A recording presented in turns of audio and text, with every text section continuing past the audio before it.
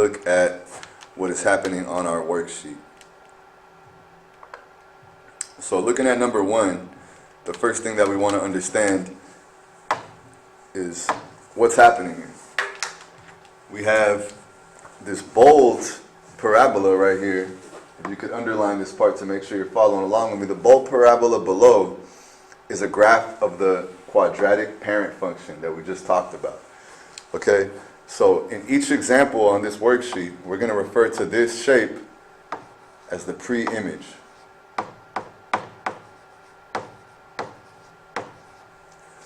And we're going to refer to the thinner parabola as the image.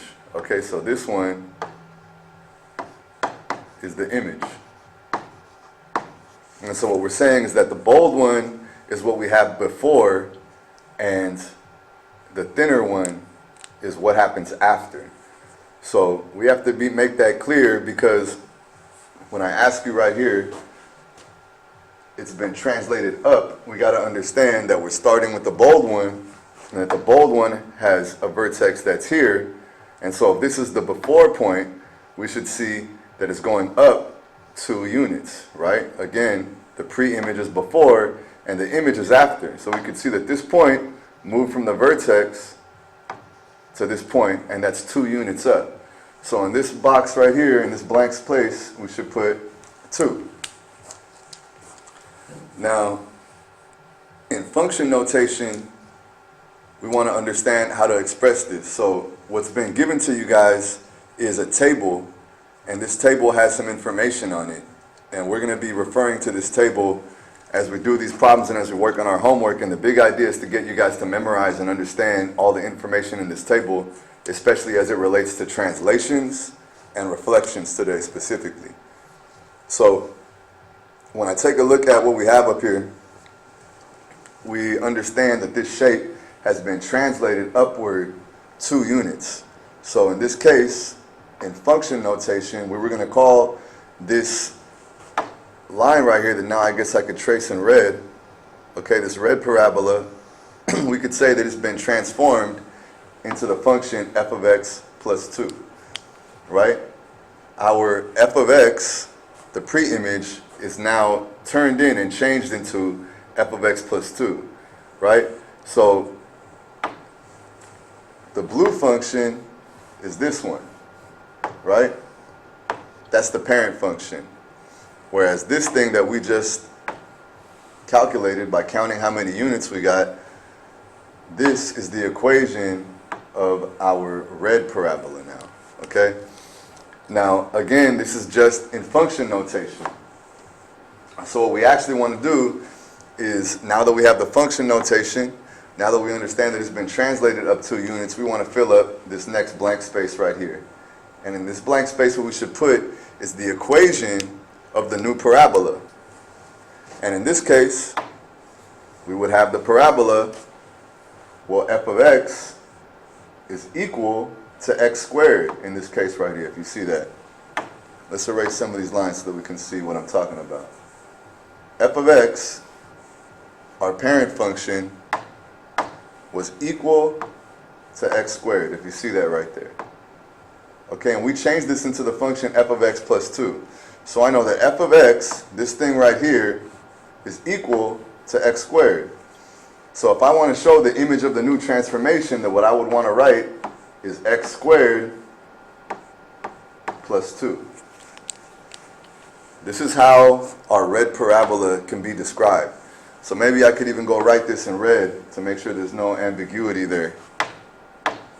Okay? The red parabola is x squared plus 2. Okay, so that covers the way that those blank spaces should be filled in. The next thing that we want to look at is the arrow notation. Okay? And in arrow notation, this is something that we studied probably in Math 1. And what we should understand is that when you move a point upward, the y-coordinate changes and increases, right? So for a point to have an x-coordinate that changes, you either have to go left and right. But in this case, we can see the vertex just went straight up 2 units.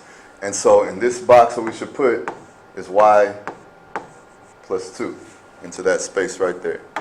All right, I'll try to go fix that and make that look a little better.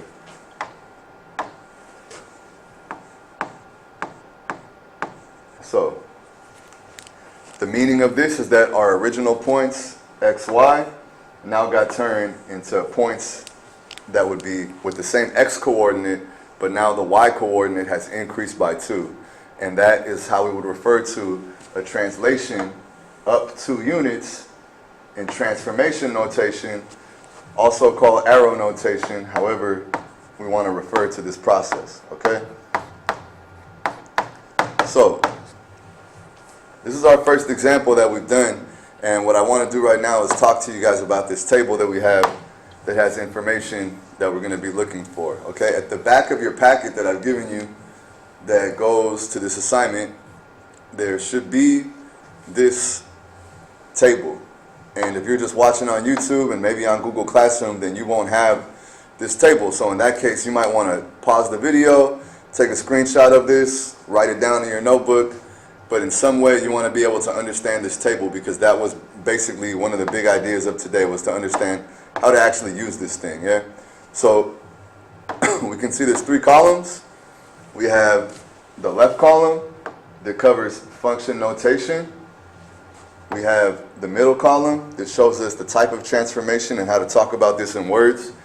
And then we have the right column that shows us our transformation notation, also known as, like I said earlier, our arrow notation. And you can see that we have the x, y, and we can see what it turns into in this column.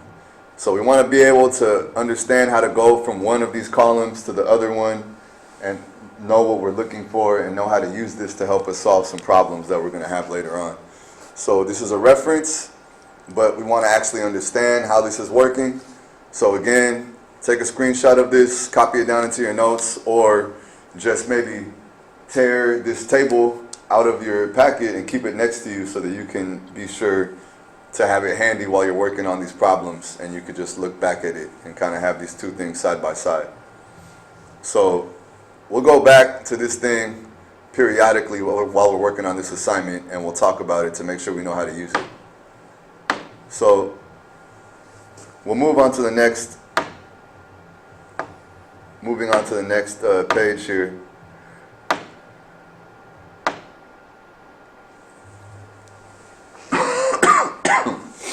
So again, we see that the bold parabola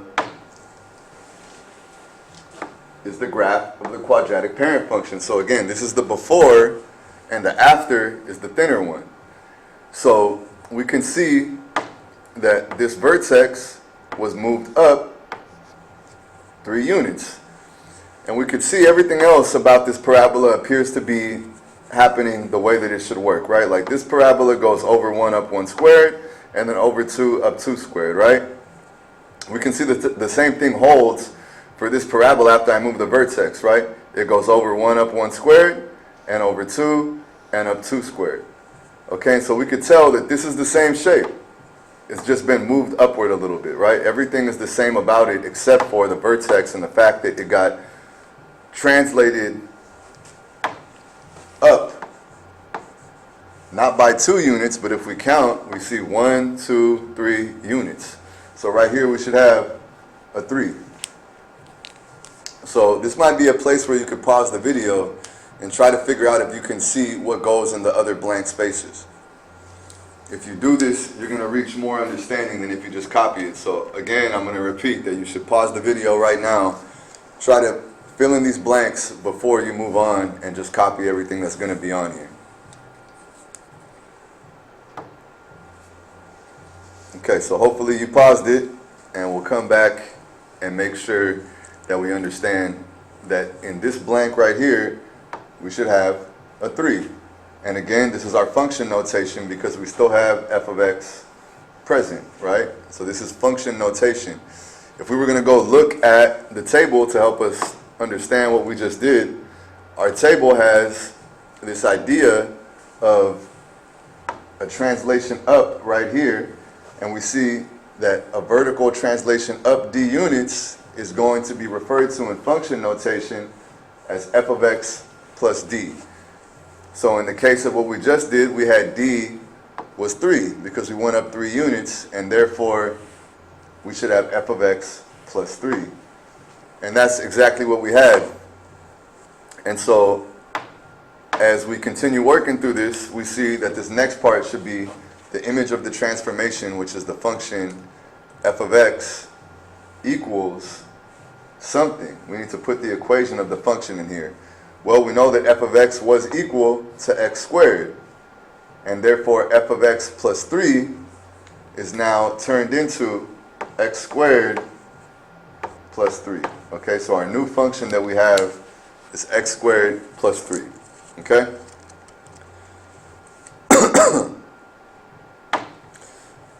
So the next thing that we should take a look at is our transformation notation. And in this case, we're going to have y plus 3 because we're moving up 3 units. So now this problem is concluded, and we can move on to the next page. And by page, I'm talking about my slides here, so really for you, we should go look at number 3. So as we look at number 3, we have this idea where I'm asking you to look up in the table what happens when f of x is changed into a function f of x plus c. Okay, so what we're going to go do is think about that. We'll refer to our table right now. Let's go look at it. And we say, okay, well, I know that if I had d units, right, if it was f of x plus d, then we would say we're going up d units. But in this case, we have c, right? We have f of x, we have a translation up c units then. So if it was f of x plus d, then we'd go up d units. But because we have f of x plus c, we're going to go up c units. So if we take a look back here, we would have learned from our table what we can write. We're going to say this is a translation up c units. And this space would be done. Now what we want to do is take care of the next step. Right now I was hoping you could pause it and work through these examples right here and see what you think it is. Hopefully you're working in pencil. Try not to work with ink. If you're using a pen, then I would tell you put that away as soon as possible so that you can actually be able to make some mistakes and erase them and learn from it. So what we have here is a function f of x that gets changed into the function f of x plus 1. And so as we just learned from our table, we know that this means to translate our function up 1 unit. If it's f of x plus 2, I know I'm going up again. And in this case, I'm going up by 2 units. If it's f of x plus 3, then I know I'm going up by 3 units. And if it's f of x plus 12, that means I would be going up by 12 units. So this is the way that this page should work, and these patterns are going to look pretty easy at first, and little by little they'll get more challenging. So the next thing that we should see here is the very next page. So you should be looking at number 5, which is at the top of the page. And what I'd like you to do this time is go figure out what does it mean when we have a function f of x that gets changed into a function f of x minus c. We're looking at our table of information here, and we see it tells us that if we have f of x minus a number, then instead of going up, that means that we're going to go down that many units. So again, what we just had on our worksheet is f of x minus c. So if it was f of x minus d, we'd go down d units. And since we have f of x minus c, we're going to go down c units. So we got to understand the difference between these two. Okay? These are not the same thing. Just because it says c does not mean that we want to use this part of the chart. We don't want to use this right now. What we want to do is use the correct one. And in this case, because we have c, which is outside of these parentheses and not inside the f of x, what we're going to do is use that as a translation down. So we should write for number 5, a translation down c units.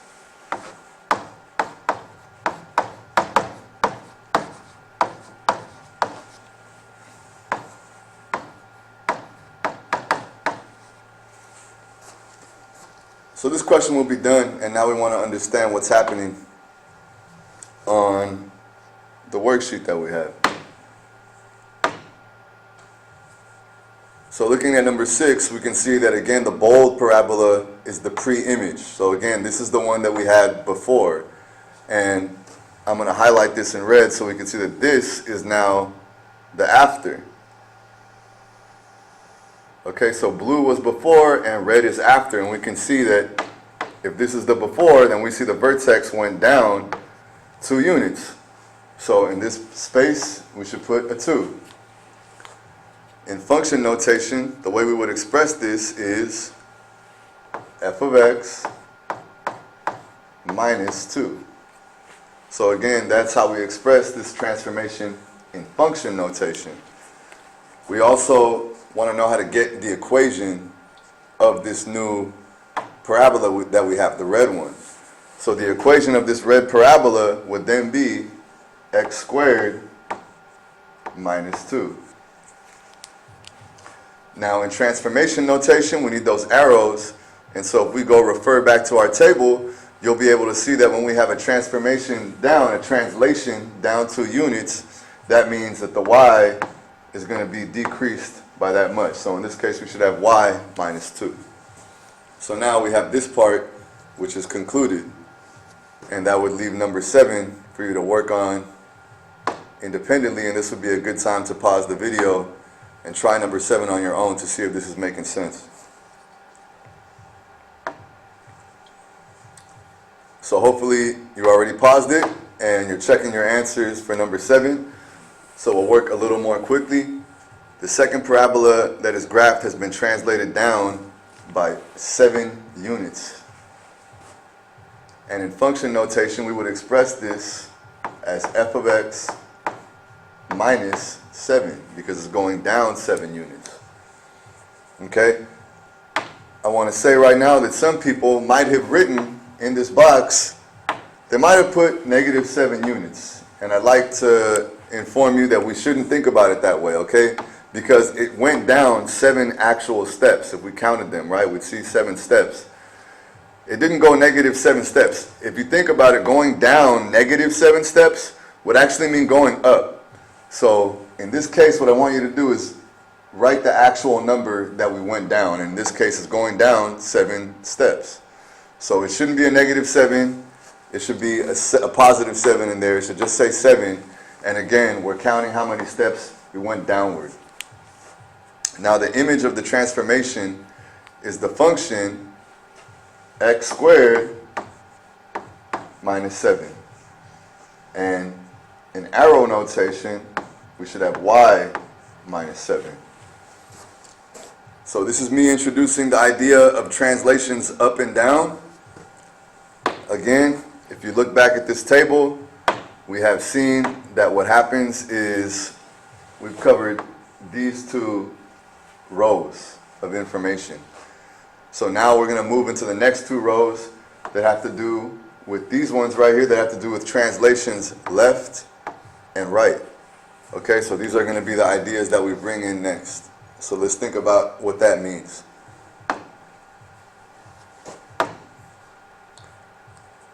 So again, it looks like this part would be a good thing for you guys to do on your own.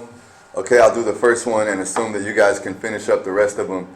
But again, if we're changing a function f of x into f of x minus 1, then that means that it went down, it was translated down by 1 unit. And likewise, this one would mean that it's going down by 2 units. And so I think you guys could figure out what's going to happen in these next spots right here, and then use the corresponding number of units so that you can have the right responses there. So we'll move on to the next page again. And here we go. So number 9 at the top of the page says, if a function f of x is changed into a function f of x minus c, how can you describe the translation of the graph of the function? And so if we go take a look at the table that we have, we can see that what we have is this idea that when we go left, we have a positive value inside what I call the argument of this function. So the place in between these parentheses right here, we call this space right here the argument of the function. Okay? In these last two examples here, this constant value that we're adding or subtracting is not in the argument of the function. But in these next two examples that we have here, our constant value is inside the argument of the function, and that's going to work differently. Okay, so we see that when this is a positive number, we're moving left c units, and you're going to see that it actually changes our coordinate. It decreases the x coordinate and has no effect on the y coordinate. So let's go take a look at what's going on here. So this means that if I'm doing f of x minus c, we're going to go look for f of x minus c in our table.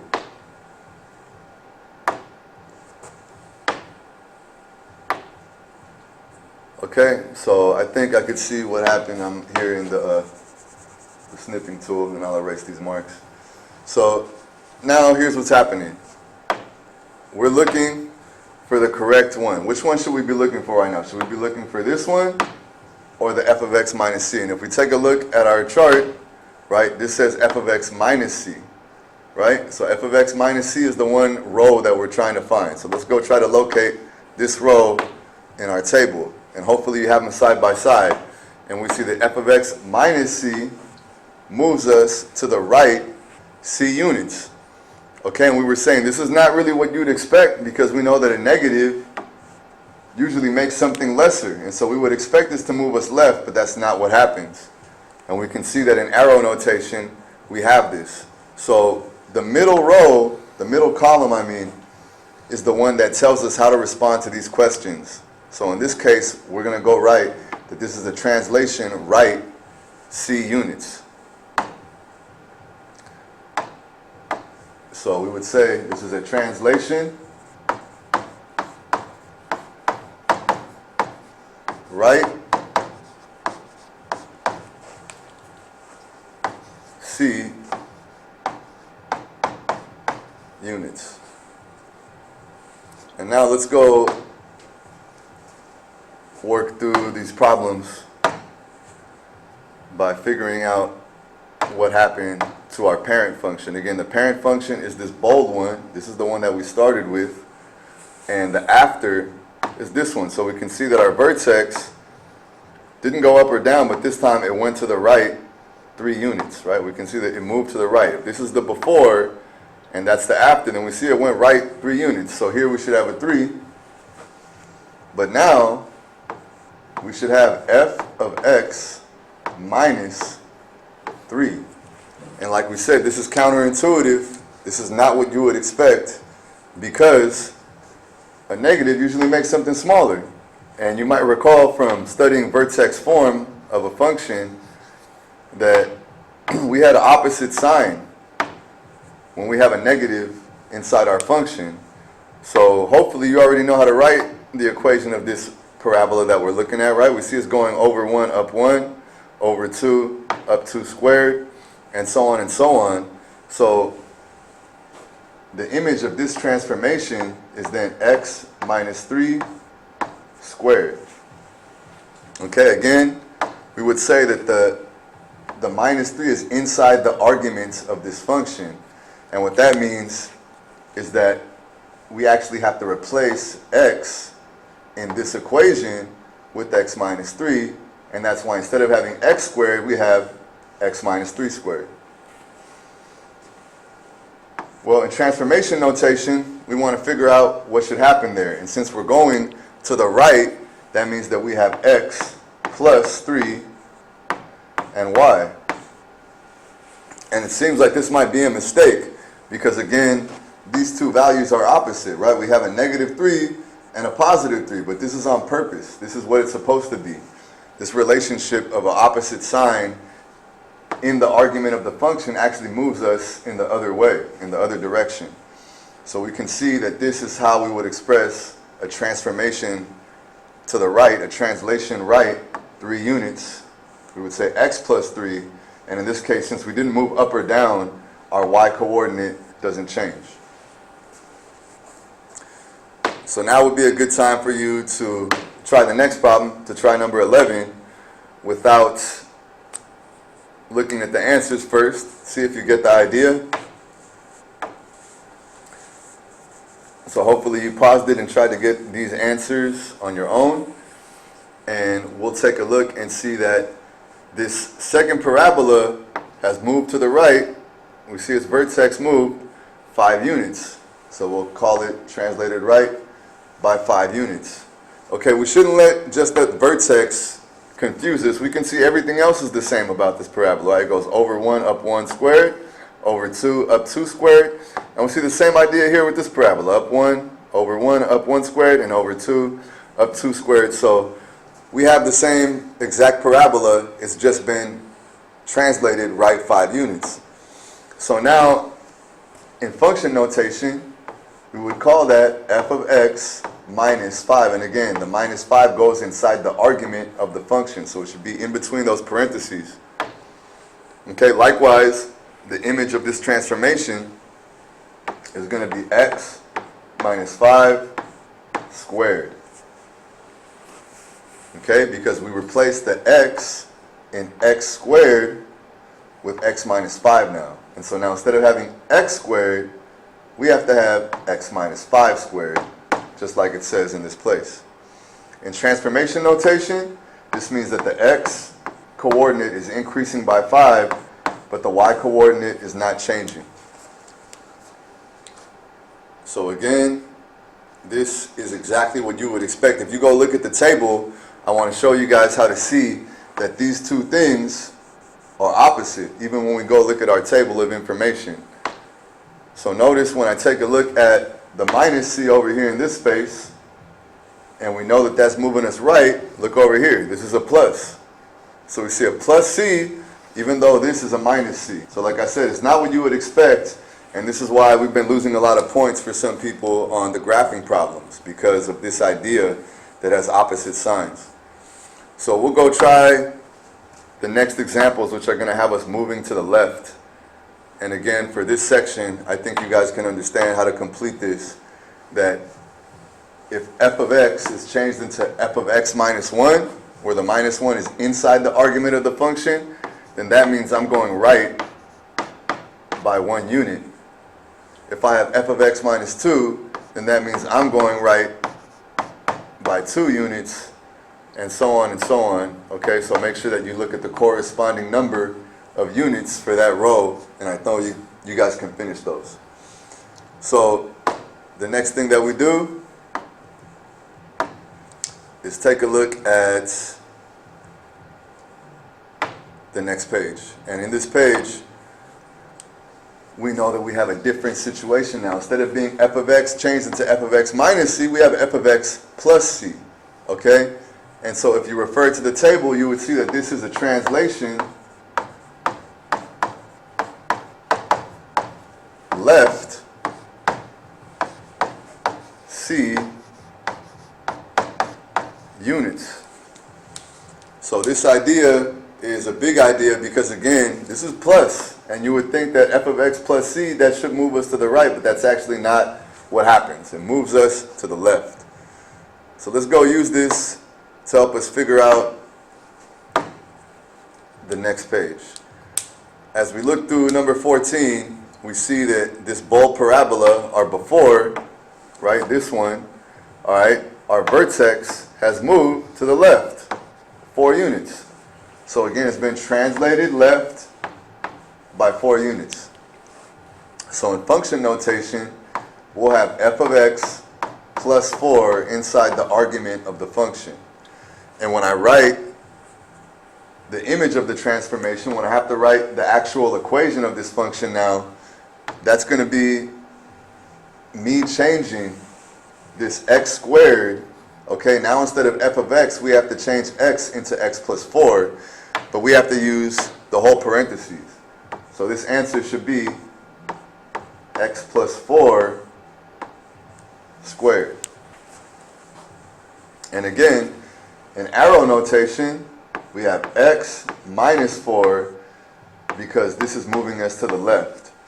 So pay attention to the idea that these have opposite signs. And this is what's been happening all along when we did our vertex form. And we didn't really get, for some people, all the way to mastery because this idea kept blocking us. We would graph the point and think that it was the vertex of x plus 4 had to be over here. But we see that actually it goes right here on this side. And that was why our Desmos project was hopefully there to help us figure out how that would work. So the next thing that we got is number 15, and this would be a great place for you to pause it and try to attack this problem on your own. So please go for it, see if you can get this problem done. The big idea here is that we're going left 6 units. So all you really have to do is count, and I know these problems haven't been too difficult, and the main thing we're developing is the language. So in function notation, we would call this f of x plus 6. Again, the plus 6 is inside the argument of the function. And if I want to write the image of this transformation that we're doing, that we're changing f of x into f of x plus 6, well, that means that now we would have a function that's called x plus 6 squared. So in transformation notation, again, we're moving left. So that means that we have x minus 6 and the y coordinate doesn't change. And I know this can seem confusing, but when we do some more analysis, plugging in numbers and figuring out what's going on here, we'll see that this actually does make sense. And you're just going to have to get used to the idea. So for now, just be assured that when you translate a function left 6 units, this is how we express it in function notation, and this would be the equation of the graph that we're looking at. Again, we're going to explore this more with numbers in the future, but for now, we're just looking at how to apply this vocabulary. So again, when we change a function f of x into f of x plus 1, that means we're going left. Okay? So in this case, again, I see f of x plus 2, so that means I'm going left. Okay? Left 1 unit in this case, and left 2 units in this case. And I'll leave these other ones for you to do on your own. Okay, if you've just been watching this thing passively right now, then I would certainly encourage you to pause this video and go finish everything else. And maybe there's something that you didn't finish, so ensure that you finished every exercise. But now we're going to move on to this next page that's going to actually start covering reflections. And so I hope you can see that we've covered these first 4 rows, and these are about translations.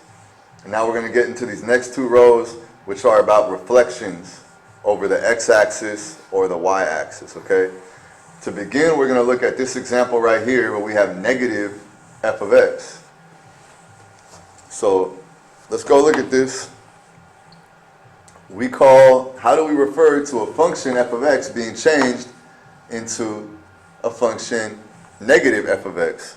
Well, if we look at our table, we can see that when we have negative f of x, we call that a reflection over the x-axis. So that's going to be the words that would go in this place. So we'll call this a reflection over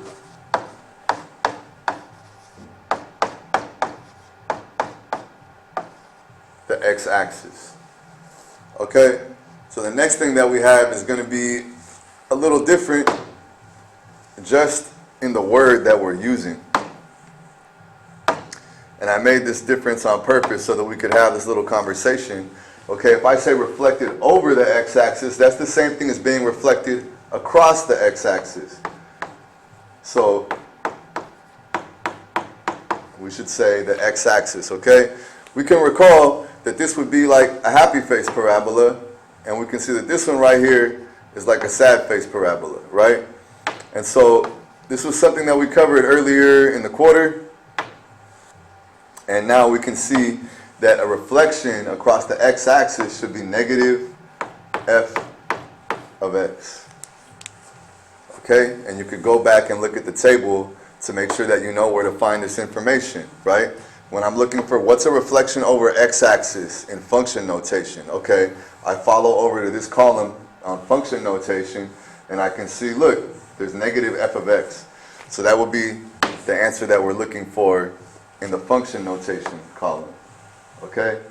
So now what we have is this idea of the transformation of the function. Okay? So I know this says negative f of x, right? We see all of this? So that means I'm going to copy a negative, and if I want to get the new function, then that means I'm going to put this in the space where this f of x would go. But as I've taught you guys, when we substitute in values, it's a good practice to use a blank parentheses to make sure that we don't mess anything up. And so the value that should go in these parentheses is x squared. So we have negative x squared. And we can see that this is basically just a reflection of the parent function, right? We turn the happy face into a sad face. Again, as we talked about earlier in the year about negatives. And so in transformation notation, we see that the x-coordinate doesn't change, but the y-coordinate is going to change to the opposite sign when we reflect across the x-axis. So we should definitely learn how to find that in our table. We see here that a reflection across the x-axis is expressed in function notation as negative f of x. But if we follow over to our arrow notation, we can see what it says here is that the x-coordinate doesn't change, but the y-coordinate changes to the opposite sign, changes to negative y. So that's how we would express that. So now we have this example 18 done, and this would be a great time for you to try to do 19 on your own and see if this is making some sense for reflections. So now the second parabola that is graphed has been reflected across the x-axis again. And we know that in function notation, that means that we have the new function, which is negative f of x. And I know it might be a little confusing that we're using f of x again here, so we could even scratch that out and not worry about that for now. We're trying to get the image of the transformation. And so the image of the transformation is going to be us applying this operation to f of x. We're going to put the negative here, and then I'll put a blank parentheses, and then we're going to have to substitute in the value that f of x is equal to. And we see that f of x is equal to x squared. So I put the x squared in here, okay? But if we were to be very careful, I'm realizing that I made an error, all right? In this box right here, I should actually have not written x squared, because if we look at the beginning, we had this function, right? X minus 2 squared. So that should actually be what goes in this spot. So maybe you can clean up that worksheet for me and fix that error, okay? And so what do I do? What do I change, right? I want to write the image of this function, and we see that f of x is equal to x minus 2 squared. And so again, like I said, we want to copy the negative sign. We're going to put a blank parentheses, and what should go inside those parentheses is the function that f of x is equal to. And in this case, f of x is equal to x minus 2 squared. And we can see that this is the first time I've given you guys a different function to transform so that we could practice this. And in this case, we see that it's the function f of x minus 2. Again, look at how this moved to the right 2 units. So when I change it, I see that the only thing that's going to happen through the reflection is that we just change it from a happy face to a sad face, right? And so that's us having the same exact numbers inside the parentheses, but the outside now we have a negative. So that would be the answer for the image of the transformation in this space right here. Now what we have in transformation notation is this idea that we have x not changing, but y changing to the opposite sign. So we see that we got the same exact answer as last time, because with reflections across the x-axis, we're not really going to have too many other things change. The x-coordinate stays the same, but the y-coordinate will change to the other sign as long as we're reflecting across the x-axis. Now we're going to move on to the section that has you refer to these problems without a graph, okay? And we're saying that if a function f of x is changed into the function negative f of x, we should have learned that that means that it was reflected across the x-axis. And that if we have this function x plus 2 squared changed into the function negative x plus 2 squared, earlier I would have said this is a happy face. And we would have said this is a sad face. And we knew to pay attention to that leading negative. We knew that that was all that mattered to determine whether it was going to be happy or sad. Okay? And now we can talk about this in a different way and say that it was reflected across the x-axis. Likewise, we see this sad face is turned into a happy face, and that still means that it's reflected across the x-axis.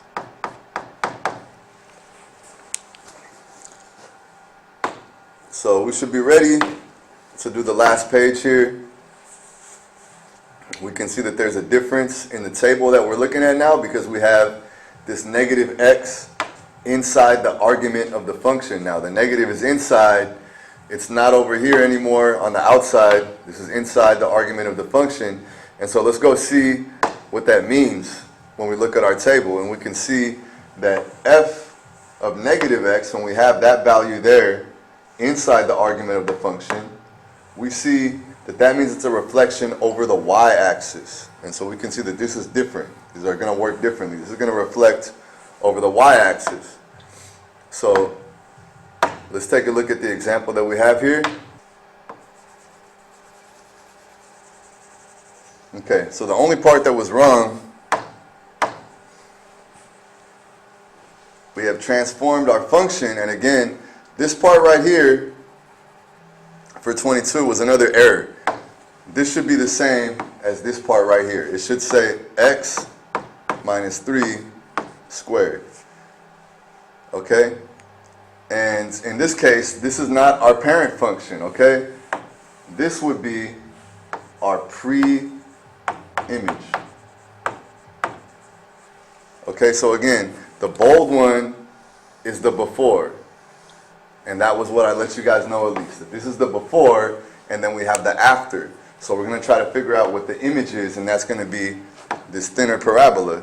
So we would say that this has been transformed into the function f of negative x.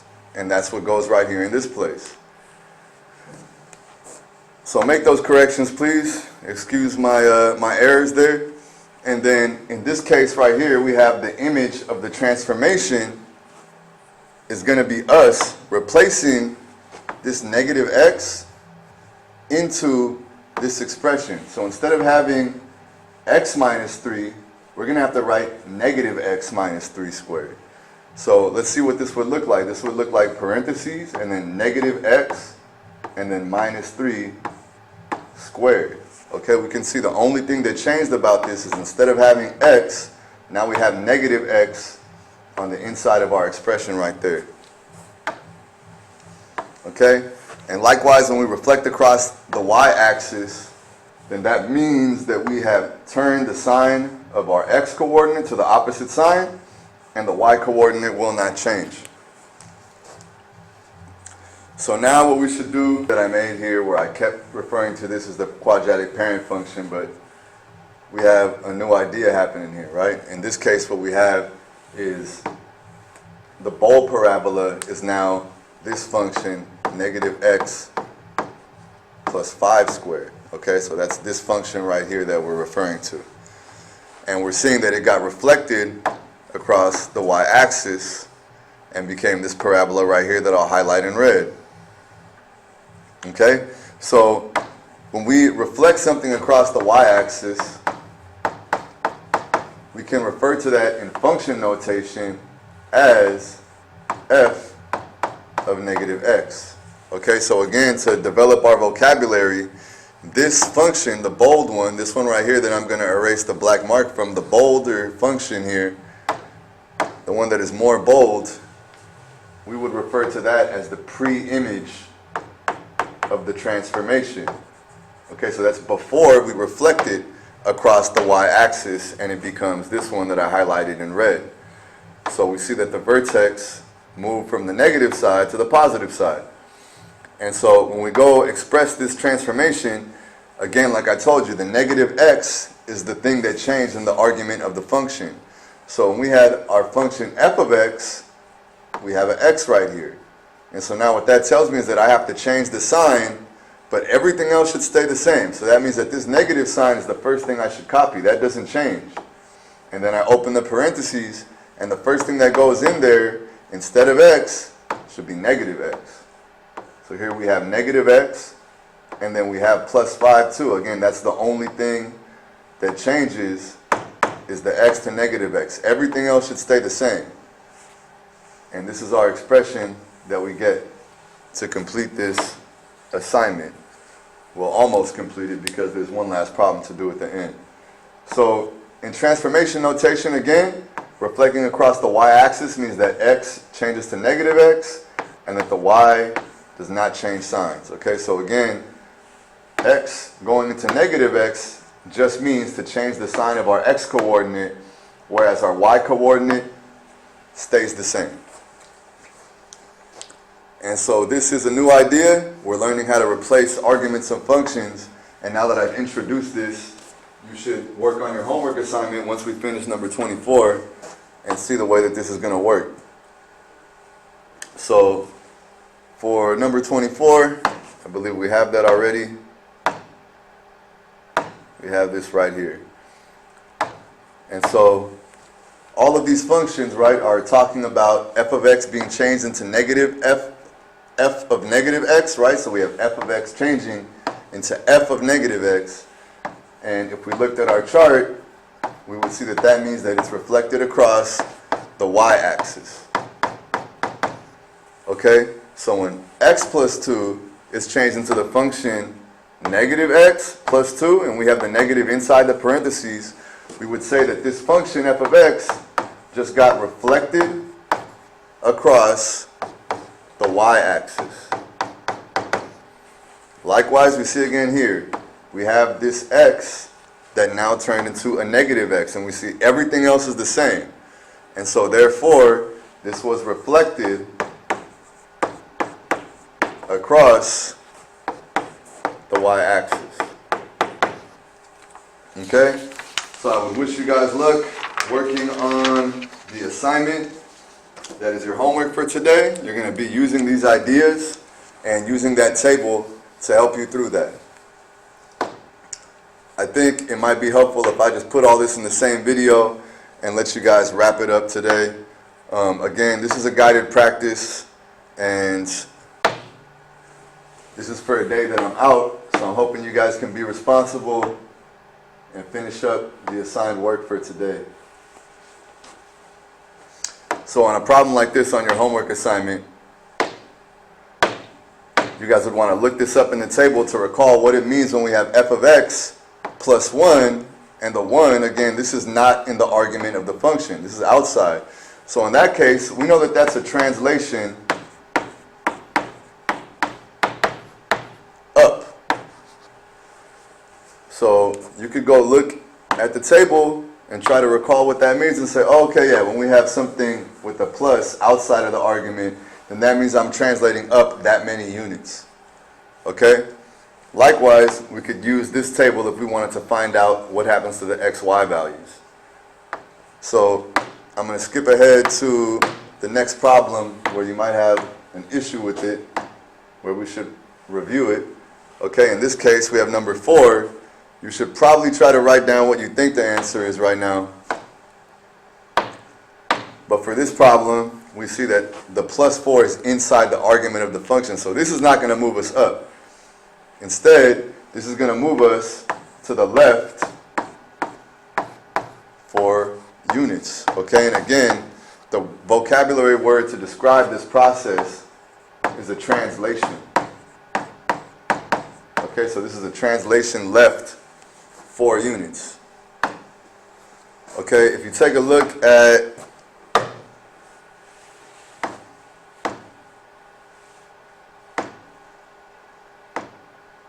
these other examples, we can see that we have an x minus 4 right here, and that's going to have a different effect. So you should look that up in the table and make sure that you're going the right way when we decide to go left or right. Okay? This is something that, again, you should go look up in the table. What happens when we have a negative f of x? Okay? When we have negative f of x, oh, we can see that that is a reflection over the x-axis. So that's something that you should then go indicate right here in words. So you should write that down. Reflection across the x-axis. Whereas in this case, when the negative x is in the argument of the function, when we express this in words, you're going to say that this is a reflection across the y-axis. Which brings us to this next problem on arrow notation. And what's going to happen here is you should look at the table again and try to remember, what does this mean? What is the translation 2 units up? Well, if you take a look here, we can say, okay, translation up, and then that makes xy turn into x. The x coordinate doesn't change, but the y coordinate goes up plus this amount, whatever the translation is. So in this case, we have 2 units up. So then what you would write is now that xy changes into x and then y plus 2. Likewise,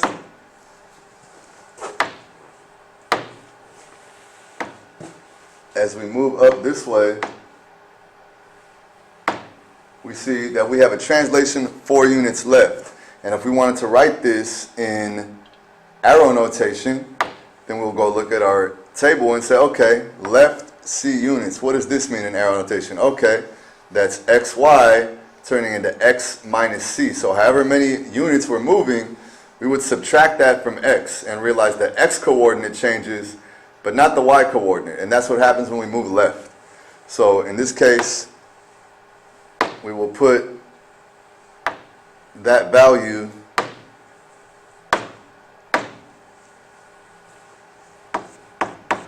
in our arrow notation. So we'll have xy turns into x minus 4, because again we're moving left. So again, we have to realize that arrow notation and the function notation have opposite effects, right?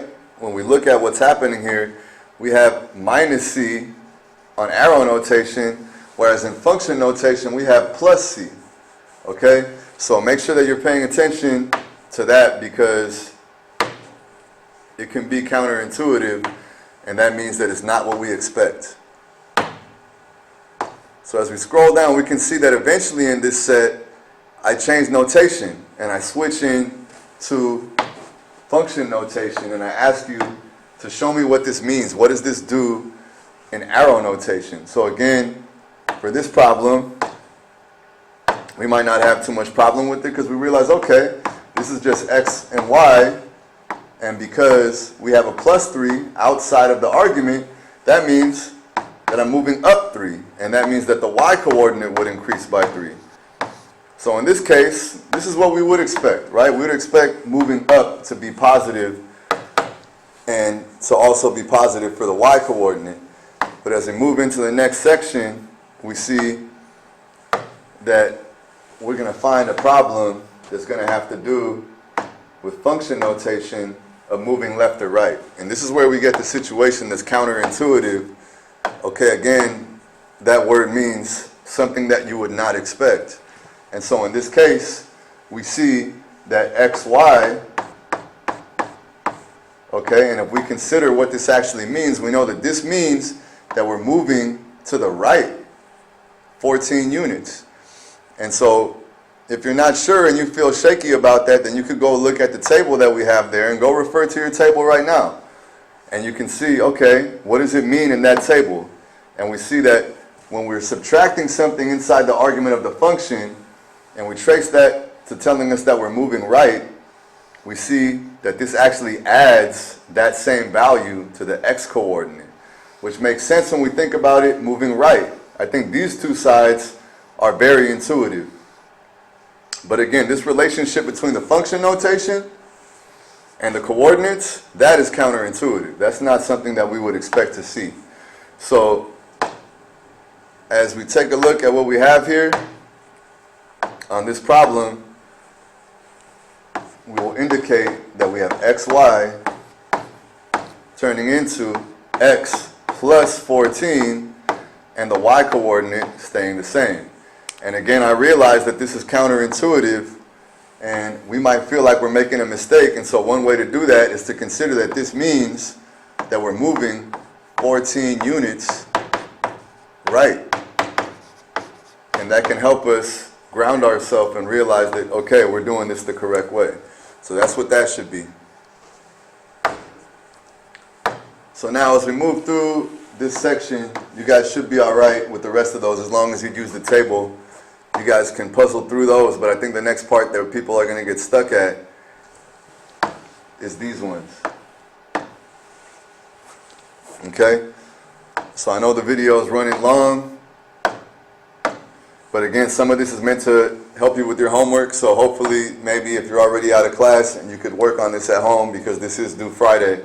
Okay, and we realize that now we have the new idea. Our pre-image is this function, and our transformation that we're defining is that we have f of x plus 3. So I know, okay, well, what's f of x? F of x was equal to x plus 2 squared. So let's write that. And now what we have instead of f of x, right, we changed it into f of x plus 3. And so that means I have to put a plus 3 outside of this function again because this plus 3 is not in the argument of the function. And there we have our image of the transformation. Now let's take a look at another kind of example that might not be so friendly. Okay, and I'm switching to 28 because now we see that we have something in the argument of our function there. And so this is one that we'll want to consider. Okay, so in this case, we did realize before that f of x, this is our pre-image, and again, so this is the function that we're going to change according to this transformation that we define, which is f of x that is turning into f of x minus 5. And to keep this in mind, we should realize, okay, minus 5, that means we're moving right 5 units. And if we know what we know about graphing, we can realize, wait, this vertex is at -1, and it's going to move right 5 units. So let's think about that and keep that in mind when we get the answer here, okay?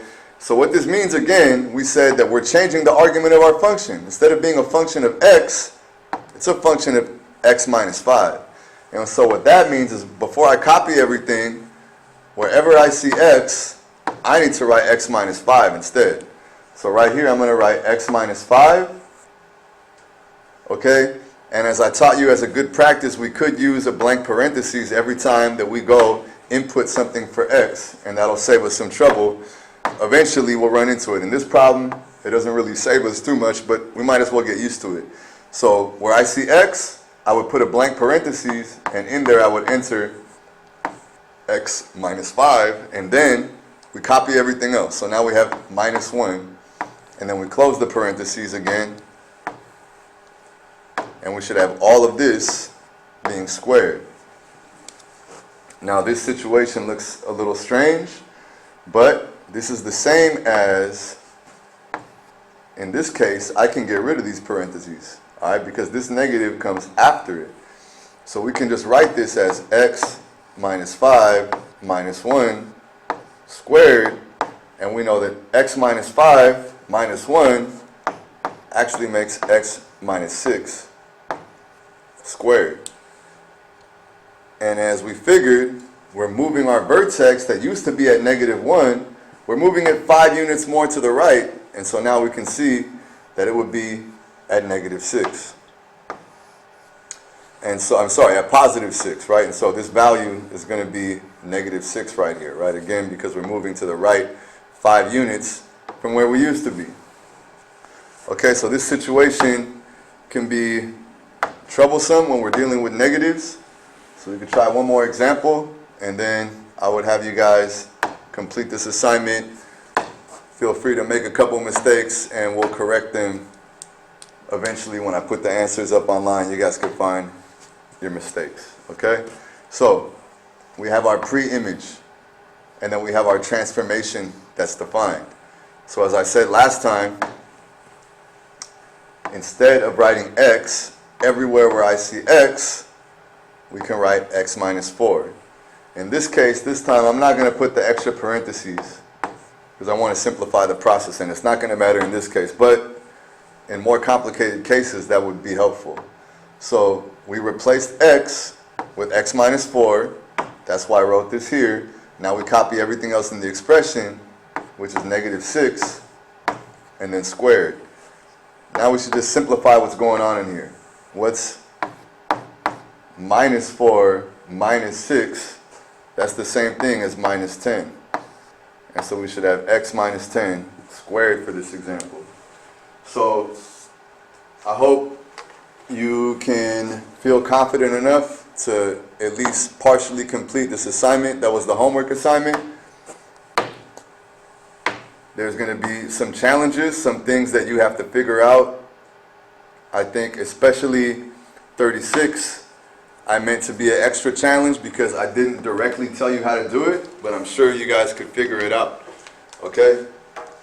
So there's 2 transformations in one inside of there. Try to think about what this means. Is this moving me left or right? And is this moving me up or down? And then try to write this whole image right here. So that would be probably the most challenging problem on this assignment. So good luck working on this. I hope you get that homework done by Friday.